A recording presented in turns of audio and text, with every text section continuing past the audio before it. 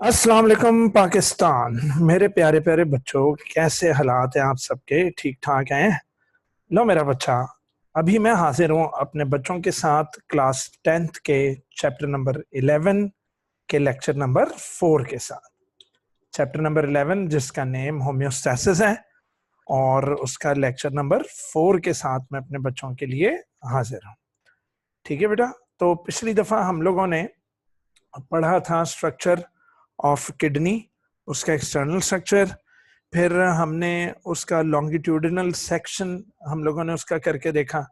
उसमें हमने renal cortex, renal medulla, ज़रा थोड़ी सी रिवीजन हो जाए उसकी। तो अभी मैं खोलकर देखता हूँ कि ये ज़बरदस्त, तो ये आपकी बुक की ही बेटा फोटो है। ठीक है, तो पता लगा कि outer dark red region is called renal cortex and inner pale red region is called renal medulla. Pale red region में कुछ पायरामिडल स्ट्रक्चर से नाम था रीनल पायरामिड्स, और रीनल पायरामिड्स अपने आप को ड्रेन कर रहे थे इस फनल लाइक स्ट्रक्चर में, इसको रीनल पेल्विस कहते थे। और रीनल पेल्विस से निकलता था यूरिटर, और रीनल आर्टरी अंदर जाती थी, आर्टीरियोल बनाती थी, है ना, और आर्टीरियोल बेटा फिर कैपिलरीज बना देंगे, और ये रीनल वेन अंदर।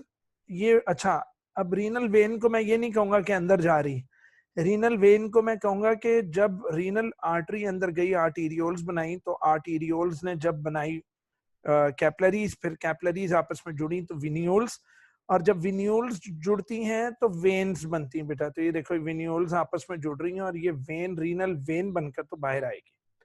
तो रीनल वेन जनाब बाहर निकल रही है, जबकि रीनल आर्टरी अंदर को जा रही है। ठीक बेटा, ये जितनी किडनी आप देख रहे हो, ठीक है, it is made up of sales.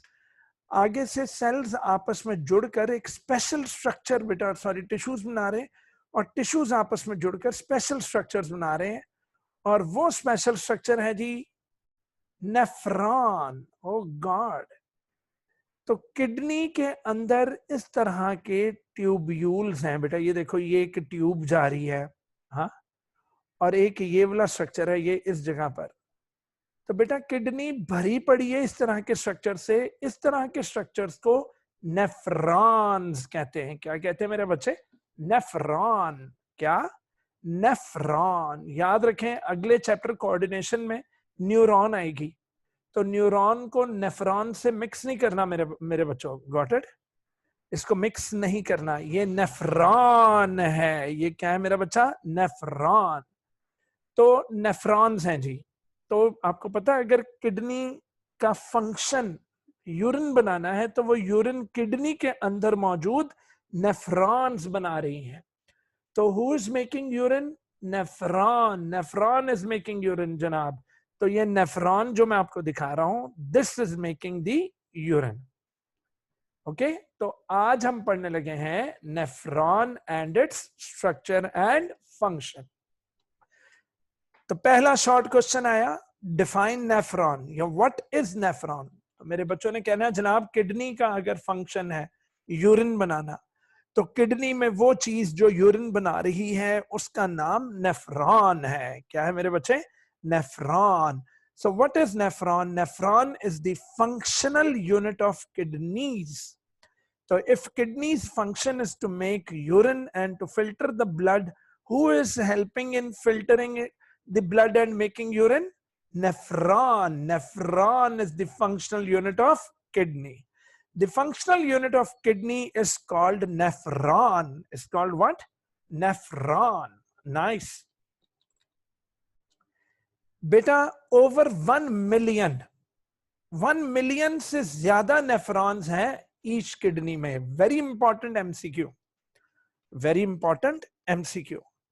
भाई तकरीबन कितनी नेफ्रॉन्स हैं ईच किडनी में? तो मेरे बच्चे बोलेंगे there are over 1 million nephrons in each kidney. Oh God, इतनी ज्यादा? यस। और नेफ्रॉन के 2 पार्ट्स हैं। नेफ्रॉन के 2 पार्ट्स हैं बेटा। वो 2 पार्ट्स कौन से हैं? तो ये देखो, थोड़ा सा हम और आगे चले जाते हैं। एक पार्ट ये है मेरा बच्चा, सिर्फ इतना, जितना मैं एनसर्कल कर रहा हूं सिर्फ इतना पार्ट है। इस पार्ट का नाम है रीनल कॉर्पसल। रीनल कॉर्पसल, ठीक। और जो दूसरा पार्ट है वो है रीनल ट्यूब्यूल। तो ये देखो, ये रीनल कॉर्पसल के बाद एक ट्यूब शुरू हो रही है, ये ट्यूब जा रही है, ये ट्यूब ये अब नीचे को जा रही है। तो ये नीचे को जाकर फिर ये देखो ये यू शेप हो गई है, और यू शेप होकर तो फिर ये देखो इस तरह ट्विस्ट होकर जा रही है। ओ गॉड, इस ट्यूब के 3 हिस्से मुझे नजर आ रहे हैं। रीनल कॉर्पसल से निकलने के बाद पहला ट्विस्टेड एरिया, इसको कॉन्वोल्यूटेड एरिया बोलोगे। फिर इस ट्यूब का दूसरा हिस्सा है, it is English letter U की तरह है। किसकी तरह है बेटा?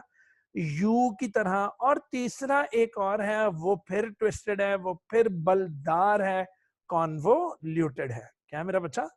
कॉन्वोल्यूटेड है। क्लियर हो गया?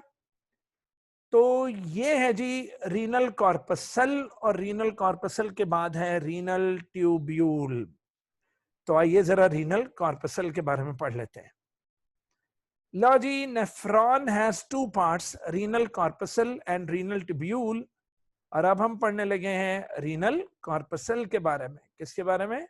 रीनल कॉर्पसल के बारे में। बच्चा, थोड़ी देर पहले मैं बता रहा था कि रीनल आर्टरी किडनी में दाखिल हुई, उसने बना दिए आर्टीरियोल्स। क्या बना दिए मेरा बच्चा? आर्टीरियोल्स। तो आर्टरी की ब्रांचेस को क्या कहते हैं? आर्टीरियोल्स। क्या बोलते हैं मेरा बच्चा? आर्टीरियोल्स। अच्छा, अब जरा गौर से देखना है, मैं थोड़ा जूम इन कर रहा हूं। ये आया आर्टीरियोल। ओ गॉड, ये मेरे हाथ को देखना आपने, ठीक है? ये आया आर्टीरियोल। पुत्र, आर्टीरियोल जो इस कप शेप्ड एरिया में घुसने लगा है, इस आर्टीरियोल को कहते हैं एफेरेंट आर्टीरियोल। क्या बोलेंगे? Efferent, AFFERENT। एफेरेंट आर्टीरियोल आया और अंदर आकर कैपिलरीज का गुच्छा बना दिया। कैपिलरीज के इस गुच्छे को, जो अंदर काले रंग का नजर आ रहा है, कैपिलरीज के इस गुच्छे को बोल देंगे ग्लोमेरुलस। क्या बोल देंगे मेरा बच्चा? ग्लोमेरुलस। क्या कह देंगे मेरे बच्चों? ग्लोमेरुलस। और फिर दोबारा, अच्छा हमने पढ़ा हुआ है कि आर्टीरियोल बनती हैं कैपिलरीज, और कैपिलरीज जुड़कर बनाती है वीनियोल। लेकिन ये क्या, विनियोल्स या वेन्स तो होती हैं ब्लू कलर की, ये तो स्टिल अभी रेड है। तो इसका मतलब ये हुआ कि जो आर्टीरियोल लेकर आएगी वो है एफरेंट। एफरेंट अंदर जाकर ग्लोमेरुलस बना देगी, जो कि कैपिलरीज का गुच्छा है। और ग्लोमेरुलस वापस जब बाहर निकलेगा तो वो दोबारा आर्टीरियोल ही बनेगा बेटा, नो विनियोल। तो बाहर निकलने वाली आर्टीरियोल जो कि ग्लोमेरुलस बनाकर बाहर निकलेगी, इसका नाम होगा इफेरेंट आर्टीरियोल। इसका क्या नेम होगा बेटा? Efferent arteriole. तो दोबारा भी मेरे साथ साथ चलो। एफेरेंट आर्टीरियोल गया, इस कप शेप्ड स्ट्रक्चर का चलो नाम रख देते हैं बोमैन्स कैप्सूल। बोमैन्स कैप्सूल बेटा एक बाउल की तरह है, एक कप की तरह है, जो कवर करता है हर तरफ से ग्लोमेरुलस को। किसको? ग्लोमेरुलस को। एफरेंट आर्टीरियोल आया, ग्लोमेरुलस में गया और बना दिया, सॉरी, बोमेंस कैप्सूल में गया और बना दिया ग्लोमेरुलस। फिर ग्लोमेरुलस बाहर निकला इफेरेंट आर्टीरियोल बना के। क्या बनाकर निकला? इफेरेंट आर्टीरियोल बनाकर। तो मेरा बच्चा, ग्लोमेरुलस और बोमेंस कैप्सूल दोनों को मिलाकर रीनल कॉर्पसल कहते हैं। भाई, रीनल कॉर्पसल इतना सा हिस्सा था। रीनल कॉर्पसल में 2 चीजें मौजूद हैं, एक है बोमैन्स कैप्सूल और दूसरा है ग्लोमेरुलस। आइए एक और फोटो देख लेते हैं इसकी। वाओ, ये और क्लियर है भाई। तो ये देखो, this cup shaped part is called Bowman's capsule. This cup shaped part is called Bowman's capsule, this is afferent arteriole. अच्छा ये चलो ये यहां से अंदर जा रहे हैं, ठीक है, ये जरा नीचे से अंदर जा रहे हैं, चलो जी मैं लेबलिंग के मुताबिक चल रहा हूं। एफरेंट आर्टीरियोल अंदर गया और अंदर जाकर क्या बना दिया, कैपिलरीज का गुच्छा। इस कैपिलरीज के गुच्छे को कहते हैं ग्लोमेरुलस। और जब ग्लोमेरुलस से वापस बाहर जाने लगा तो फिर क्या बन गया, आर्टीरियोल। और इस आर्टीरियोल का नाम होगा ईफेरेंट। अंदर जाने वाला एफरेंट, बाहर निकलने वाला ईफेरेंट। अंदर जाने वाला एफरेंट, बाहर निकलने वाला ईफेरेंट। तो एफरेंट आर्टीरियोल अंदर गया, उसने ग्लोमेरुलस बना दिया, ग्लोमेरुलस को कवर किया हुआ है बोमेंस कैप्सूल ने, और बाहर निकलेगी कौन सी, ईफेरेंट arteriole.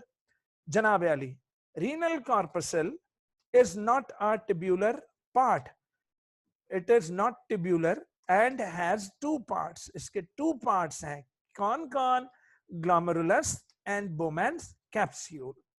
What is glomerulus? Glomerulus is a network of capillaries. Glomerulus is the network of capillaries. अभी भी हमने पढ़ा. While Bowman's capsule is a cup-shaped structure that encloses the glomerulus, जो glomerulus को घेर लेता है हर जगह से. Easy? मेरा बच्चा, the capillaries of glomerulus arise from afferent arteriole. तो glomerulus बनता किससे है, एफरेंट आर्टीरियोल से बनता है, जबकि ज्वाइन और ग्लोमेरुलस की कैपिलरीज जब वापस जुड़ती हैं तो it makes efferent arteriole, it makes efferent arteriole. Easy बच्चा। तो एफरेंट आर्टीरियोल ने ग्लोमेरुलस बनाया और इफेरेंट ग्लोमेरुलस जुड़कर दोबारा क्या बन गया, इफेरेंट आर्टीरियोल। आगे चलते हैं जनाब, अगला पार्ट है जी रीनल ट्यूब्यूल। क्या मेरे बच्चे, रीनल ट्यूब्यूल। तो रीनल ट्यूब्यूल के मैंने अपने बच्चों को शुरू में हिस्से बता दिए थे। आइए जरा रीनल ट्यूब्यूल की जानिब चलते हैं। वाह, ये आया एफरेंट, एफरेंट बन गया ग्लोमेरुलस, ठीक, ये देखो एफरेंट आया, अंदर बन गया ग्लोमेरुलस, और ये इफरेंट बन के बाहर। ये cup shaped portion is called बोमेंस capsule, और बोमेंस कैप्सूल से शुरू हुई रीनल ट्यूब्यूल। तो जी हाँ, आपको पता है ये बोमेंस कैप्सूल भी रीनल ट्यूब्यूल का कप शेप्ड हिस्सा है, लेकिन फिर भी चूंकि कप शेप्ड है तो हम इसको रीनल कॉर्पसल में मान लेते हैं। चलें जनाब, रीनल ट्यूब्यूल के 3 पार्ट्स हैं। पहला पार्ट कॉन्वोल्यूटेड, पहला पार्ट कॉन्वोल्यूटेड, दूसरा पार्ट यू शेप्ड, दूसरा पार्ट यू शेप्ड, और तीसरा पार्ट फिर कॉन्वोल्यूटेड। वाओ, तो इसके 3 पार्ट्स हैं। पहला पार्ट ये रहा कॉन्वोल्यूटेड, ट्विस्टेड। दूसरा पार्ट ये रहा भाई, ये यू शेप्ड, वाओ। और तीसरा पार्ट है अगेन कॉन्वोल्यूटेड। अच्छा, ये जो कॉन्वोल्यूटेड पार्ट है इसको बोलेंगे प्रॉक्सिमल कॉन्वोल्यूटेड या प्रॉक्सिमल ट्यूब्यूल। क्या बेटा, proximal part of the renal tubule. Easy मेरा बच्चा। तो अच्छा, ये प्रॉक्सिमल पार्ट हो गया। तो ये जो यू शेप्ड है इसको बोलोगे लूप ऑफ हैनल। कुछ लोग हेनली बोलते हैं, दोनों बोल सकते हैं, लूप ऑफ हैनल या लूप ऑफ हेनली। और तीसरा पार्ट है जी जो अगला वाला ट्विस्टेड है उसको डिस्टल बोलोगे। क्या बोलोगे मेरा बच्चा, distal convoluted tubule. Proximal convoluted tubule ये है, और परे वाली है डिस्टल कॉन्वोल्यूटेड ट्यूब्यूल। तो जनाब रीनल ट्यूब्यूल के, क्या मेरा बच्चा, renal tubule is the part of nephron which starts after Bowman's capsule. After Bowman's capsule, लो जी पहला portion, its first portion is called proximal convoluted tubule। क्या इसके फर्स्ट पार्ट को क्या बोलते हैं बेटा, proximal convoluted tubule। डन। उसके बाद आ जाए जनाब, next portion is U shaped and is called loop of Henle. या loop of Henle, loop of Henle, loop of Henle, done. Next है जी the last portion of renal tubule is the distal convoluted tubule। क्या? distal convoluted tubule। तो इसको हम underline कर लेते हैं जनाब। ओ ये ले जी, अंडरलाइन हो गया। और दूसरा पार्ट था जी लूप ऑफ हेनले, ये भी अंडरलाइन हो गया। डन मेरा बच्चा। The distal convoluted tubules. अच्छा, अब जो डिस्टल कॉन्वोल्यूटेड ट्यूब्यूल है वो ओपन हो रही बेटा ये कैपिलरी डक्ट में। किसमें? ओ कैपिलरी देखा मुंह से निकला, कलेक्टिंग डक्ट में। किसमें? कलेक्टिंग डक्ट में। आए जरा आपकी बुक वाली डायग्राम देख लेते हैं। एक ये देखो जी, तो this is proximal convoluted tubule, then loop of Henle, then distal convoluted tubule, और ये खुल रही है बेटा collecting ducts में। किसमें मेरे बच्चे? collecting ducts में। The distal convoluted tubules of many nephrons opens in a single collecting duct, और बहुत सारी collecting ducts जाकर खुलती हैं several hundreds कि पेपिलरी डक्ट्स में, और पेपिलरी डक्ट्स जाकर किसमें खुलती जनाब? रीनल पेल्विस में। तो देखा किसमें? रीनल पेल्विस में, जो कि ये वाला रीजन था। ये देखा, तो ये जो जा रही हैं ये रीनल पेल्विस में खुल रही हैं। तो इसका मतलब ये हुआ कि नेफ्रॉन्स कॉर्टेक्स और मेडुलरी रीजन में है बेटा। ठीक है, किस किस में? कॉर्टेक्स। अच्छा, ज्यादातर नेफ्रॉन्स जो पानी कम फिल्टर करती हैं, ठीक, यानी आपने ढेर सारा पानी पिया हो तो वो कॉर्टेक्स में मौजूद नेफ्रॉन्स काम करती हैं। और अगर आपने पानी नहीं पिया हुआ, जैसे आजकल रोजे हैं, आप रोजा रख रहे हो, तो रोजे में जो काम करेंगी वो मेडुलरी नेफ्रॉन्स काम करेंगी। ठीक है ना बेटा? तो इसकी डिटेल मेरे बच्चे सेकंड ईयर में पढ़ेंगे। ओके, तो पढ़ना ना भूलिएगा वो भी मेरे से इंशाल्लाह। मैं 9th 10th first year second year सबका कंप्लीट रेंज आपके कोर्स का यहाँ इंशाल्लाह ताला अपलोड कर दूंगा। ठीक है, मत जाओ एकेडमीज में या इधर उधर। देखो आपको अगर वो आपको अच्छी टीचिंग मिल रही है तो इसी चैनल से चिपके रही है। सो बेटा, many collecting ducts join together to form several hundred papillary ducts which drain into renal pelvis। Low ji, structure खत्म हुआ बेटा जी। मैं अगर ये फंक्शन ना अभी करवाऊंगा साथ, तो आपने नेफ्रॉन के स्ट्रक्चर भूल जाना है। और अगर मैं इसको नेक्स्ट लेक्चर में ले गया फंक्शन को, तो फिर स्ट्रक्चर भूला हुआ हो तो बेटा आप फंक्शनिंग ऑफ किडनी नहीं पढ़ सकते।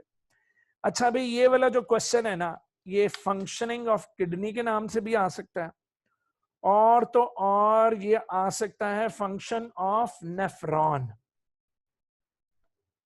ठीक है बच्चों, तो फंक्शन ऑफ नेफ्रॉन के भी आ सकता है। तो यहाँ तो किडनी का या फिर नेफ्रॉन, तो अगर एग्जामिनर नेफ्रॉन पूछ ले तब भी सेम आंसर, किडनी पूछ ले तब भी सेम आंसर। ठीक है, तो देखते हैं भाई नेफ्रॉन कैसे काम करती है। लो जी, किडनी का मेन फंक्शन है यूरिन बनाना, दैट इज पेशाब बनाना। किडनी भाई पेशाब बनाती है, which takes place in 3 steps। लो भाई 3 स्टेप्स हैं। वाह, बहुत इजी सा बेटा, बस मजीद 5 मिनट में इंशाल्लाह ताला ये टॉपिक खत्म हो जाएगा।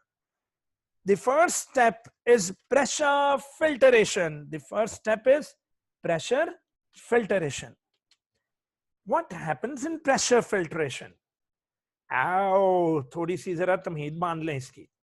ठीक है, लो जी मेरा बच्चा, अल्लाह ताला ने कैपिलरी की शक्ल, उसकी शेप कुछ ऐसी है कि जब एफरेंट आर्टीरियोल से ब्लड अंदर घुसता है ना बेटा, तो जिस तरह नहीं होता, आप किसी स्लाइड में आ रहे हो तो कुछ ऐसे एंगल्स बन जाते हैं जिसमें स्लाइड लेते वक्त आपकी ऑटोमेटिकली स्पीड बढ़ जाती है मेरा पुत्र, आपकी ऑटोमेटिकली स्पीड बढ़ जाती है मेरे बच्चों।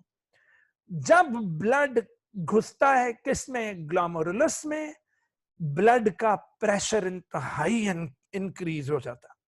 जब ब्लड का प्रेशर इंक्रीज हो जाता है तो बेटा क्या होगा? कैपिलरीज में तो गैप्स होते हैं छोटे छोटे, पता है ना बेटा? कैपिलरीज में से टप टप टप टप टप टप टप टप टप टप करके फ्लूइड पोर्शन बाहर आना शुरू हो जाएगा ब्लड का। अच्छा, ब्लड सेल्स और लार्ज प्रोटीन्स तो नहीं निकलेंगी, लेकिन जो जो चीजें इसमें से पास हो सकती हैं, फिल्टर हो सकती हैं, वो जरूर निकल कर, तो जब टप टप टप टप कोई चीज बहेगी तो वो किस में कलेक्ट होगी? वो कलेक्ट होगी बोमैन्स कैप्सूल में। किसमें मेरा बच्चा? बोमैन्स कैप्सूल में। लो जनाब, प्रेशर फिल्टरेशन करने के बाद यहां से इफरेंट से ब्लड बाहर निकल जाएगा, इफरेंट से ब्लड बाहर निकल जाएगा। क्लियर? तो पहला स्टेप है जी प्रेशर फिल्टरेशन, और ये किसमें होनी है? ये होनी है जनाब ग्लोमेरुलस में। किसमें मेरे बच्चों? ग्लोमेरुलस में। लो जी, point 1, when blood enters the kidney via the renal artery, तो रीनल आर्टरी मैनी आर्टीरियोल्स बना देती है। फिर आर्टीरियोल कौन सा वाला? एफरेंट आर्टीरियोल ब्लड को लेकर ग्लोमेरुलस में चला जाता है। किसमें चला जाता है मेरा बच्चा? ब्लड में, है जी। फिर क्या होगा? फिर ये होगा कि ग्लोमेरुलस में the pressure of the blood is very high, and so most of the water, लो जी, very very very very important, कि ग्लोमेरुलस में कौन सी चीज टप टप टप टप टप टप करके बोमेन्स कैप्सूल में कौन सी चीज निकलती है? तो निकलती है जनाब water, salts, glucose and urea of the blood. क्या क्या बचा? Water, salts, glucose and urea of the blood. ये निकल कर जनाब force out from the glomerular capillaries. ये कैपिलरीज में से, ग्लोमेरुलर कैपिलरीज में से ये फोर्स आउट होकर बोमेन्स कैप्सूल में चली जाती है। This material is passed into the Bowman's capsule now. और अब बोमेन्स कैप्सूल से मैंने पूछा, बोमेन्स कैप्सूल तो क्यों भरा हुआ है? कहने लगा ग्लोमेरुलस में से फिल्टरेट निकली है, इसका नाम ग्लोमेरुलर फिल्टरेट है। बेटा वेरी इंपॉर्टेंट शॉर्ट क्वेश्चन, कि बताएं कि क्या बोमेन्स कैप्सूल ने कोई सक्शन प्रेशर लगाया था? आपने कहना नहीं, ग्लोमेरुलस ने अपनी मर्जी से ये चीजें निकालकर बोमेन्स कैप्सूल में डाली थी, क्योंकि अंदर ब्लड का प्रेशर बड़ा हाई होता है। तो याद रखो, बोमेन्स कैप्सूल सकिंग नहीं करी बेटा, ग्लोमेरुलस खुद बाहर निकाल रहा है। क्या क्या? Water, salts, glucose and urea. ठीक। अब मेरा बच्चा, इसको क्या बोलेंगे? Glomerular filtrate. थोड़ी देर बाद, थोड़ी देर बाद एकदम होश आएगी किडनी को, क्या की हो गया बेटा? पानी, बेजा पानी निकल गया बाहर। बच्चे, ग्लूकोज निकल गई है। हमें तो ग्लूकोज चाहिए, ग्लूकोज कोई फालतू चीज थोड़ी है। तो एकदम किडनी को याद आया कि नहीं नहीं पाए, जो जो चीजा बाहर निकली भाई जी, एनएचओ कुछ चीजा वापस बुलाओ, सन जरूरत ही। तो सेकंड स्टेप है जी, जो चीज फालतू बाहर निकल गई है, सेकंड स्टेप है, the second step is the selective reabsorption. अब हमें सिलेक्टिव रीएब्जॉर्प्शन करनी। क्या करनी मेरा बच्चा? Selective reabsorption. आपको पता है कि जितना ग्लोमेरुलर फिल्टरेट बेटा अगर 100% निकला है ना, ग्लोमेरुलर फिल्टरेट अगर कितना निकला है 100%, तो 99% मेरा बच्चा सारे का सारा रीअब्सॉर्ब हो जाएगा, चल वापस ब्लड में। In this step, about 99% of the glomerular filtrate is reabsorbed into the blood capillaries. वापस चला जाता है जी ब्लड कैपिलरीज। ये कौन सी ब्लड कैपिलरीज है जिनमें वापस जाता है? तो सुनो फिर, ये जो निकली थी ना एफरेंट आर्टीरियोल, जो निकली थी, देखा मुंह से एफरेंट निकला ना, ये जो इफरेंट निकली है ना, ये देखो, ये जो इफरेंट निकली, क्योंकि एफरेंट तो अंदर दाखिल हुआ था ग्लोमेरुलस बनाने, जो इफरेंट निकली थी बेटा, वो इफरेंट बल खाएगी किसके? इफरेंट आर्टीरियोल बल खाएगी किसके? प्रॉक्सिमल कॉन्वोल्यूटेड ट्यूब्यूल के और डिस्टल कॉन्वोल्यूटेड ट्यूब्यूल के इर्द गिर्द। ये देखो एफरेंट आर्टीरियोल इनके इर्द गिर्द जाल बनाएगी। ये देखो भाई, एफरेंट ने बाहर निकलकर यहां, तो मैंने पूछा, देखा मुंह से एफरेंट निकला बेटा, एफरेंट ये है, ये इफरेंट है। मैंने पूछा इफरेंट तुम ये क्या बना रही हो? कहने लगी मैं बना रही हूं पेरी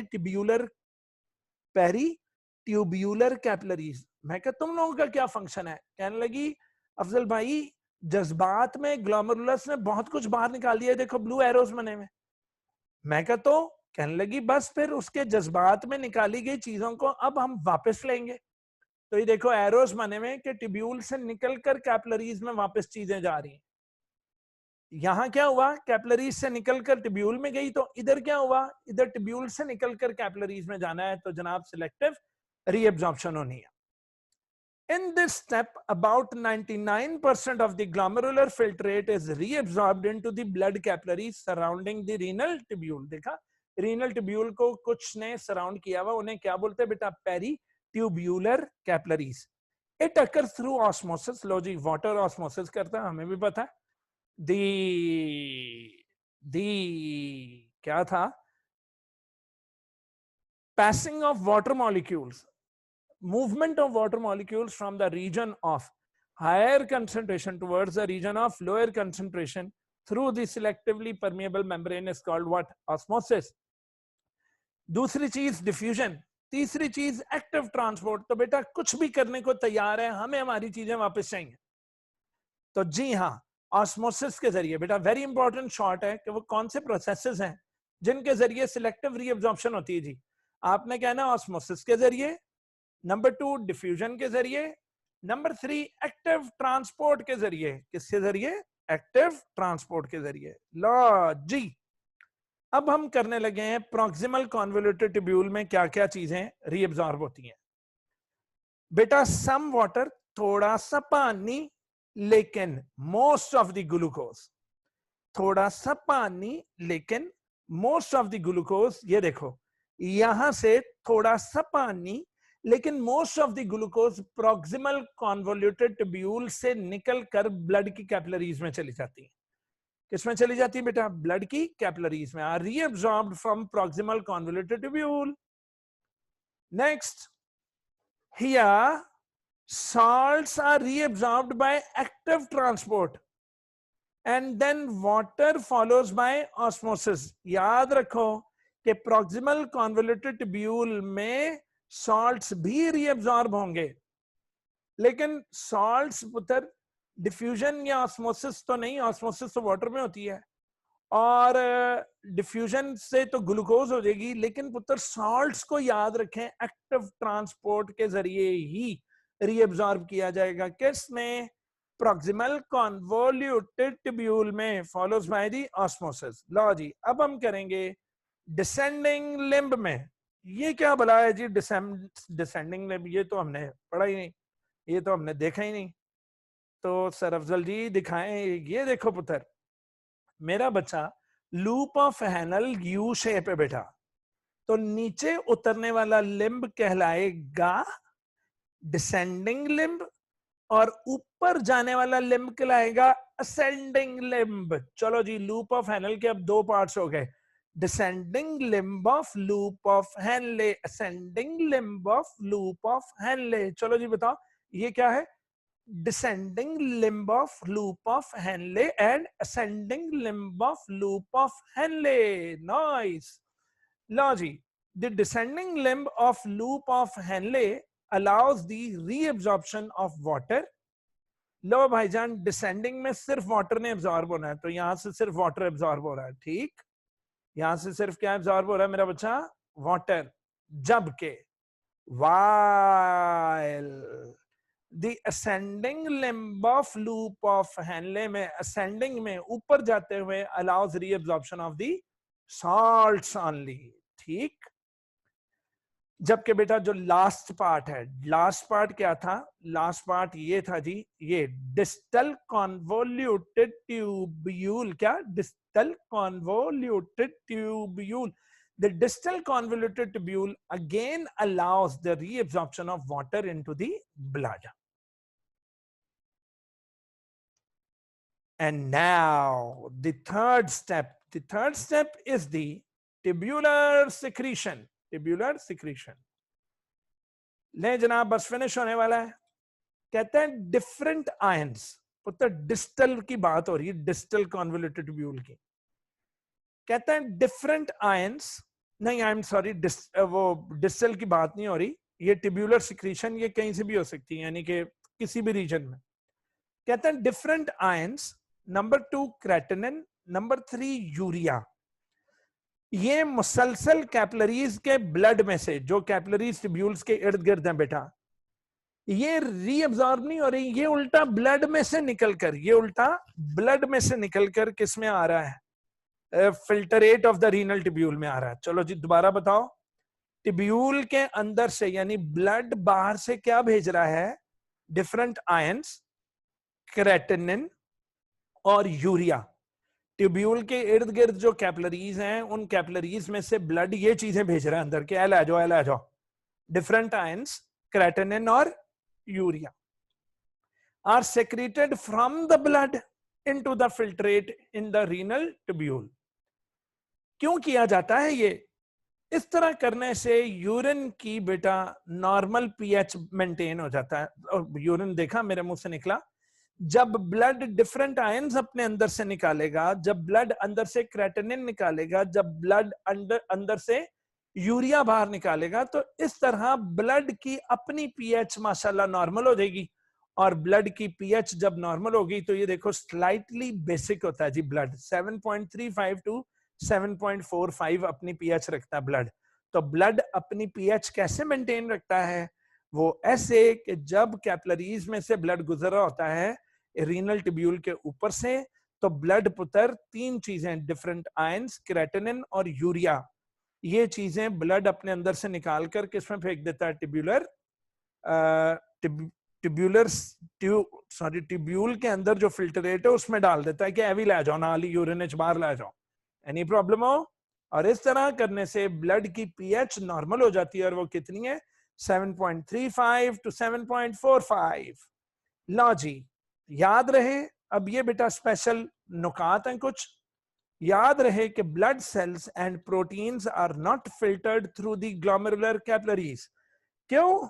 क्योंकि इनका बड़ा साइज होता है जनाब, तो ब्लड सेल्स नहीं निकलते ग्लोमेरुलर कैपिलरीज से, सिर्फ water, glucose, urea, uric acid और सॉल्ट्स निकलते हैं। एट द फाइनल स्टेज, लो जी, और अब फाइनली आखिरकार डिस्टल के एंड तक जब पहुंचता है तो पता लगता है कि 100% ग्लोमेरुलर फिल्ट्रेट से 99% रीअब्सॉर्ब हो चुकी हुई है। पिछू बच गया जनाब 1% ओनली, तो 1% of the original filtered volume रह गया है। And remember that the typical volume of urine produced by an average adult, एक एवरेज जो जवान आदमी है वो एक टिपिकल वॉल्यूम ऑफ यूरिन, जो यानी एक दिन में जो टोटल यूरिन करता है वो टिपिकल 1.4 लीटर्स पर डे है। ठीक है जी, एक दिन में 1.4 लीटर्स वो क्या करता है जनाब, वो पेशाब करता है, 1.5 लीटर पेशाब। ठीक है जी, अब ये याद रखें कि पानी ज्यादा पीने से फिर ज्यादा आएगा, लेकिन अगर नॉर्मल वाटर पिएगा तो 1.5 लीटर्स आएगा। After the above mentioned steps, bil आखिर the filtrate now present in the renal tubule is known as urine. अब बेटा वो यूरिन कहलाएगा। फिर यूरिन मूव होता है किधर, it moves into the collecting ducts, फिर collecting ducts से papillary ducts, papillary ducts से pelvis, pelvis से ureter, ureter से urinary bladder, और urinary bladder से urethra से बाहर। ठीक है मेरा बच्चा, आज का लेक्चर इतना ही था, थोड़ा सा लंबा था, लेकिन मैं क्या करता, मुझे स्ट्रक्चर और फंक्शन दोनों इकट्ठी पढ़ानी थी। ठीक है मेरा बच्चा, जीते रहो, खुश रहो, सलामत रहो, अपने माँ बाप के लिए ढेर सारी खुशियां बटोरो अपने माँ बाप के लिए, और अपने माँ बाप की हमेशा मेरे बच्चों की खिदमत करनी। अल्लाह करीम तुम लोगों को सबको कामयाबी दे। जो ये लेक्चर देखता है, जो नहीं देखता, उसको भी अल्लाह पाक हमेशा अपनी ईमान में रखें, और कभी भी आपके माँ बाप को औलाद का दुख ना हो। जीते रहिए, खुश रहिए, खुदा हाफिज।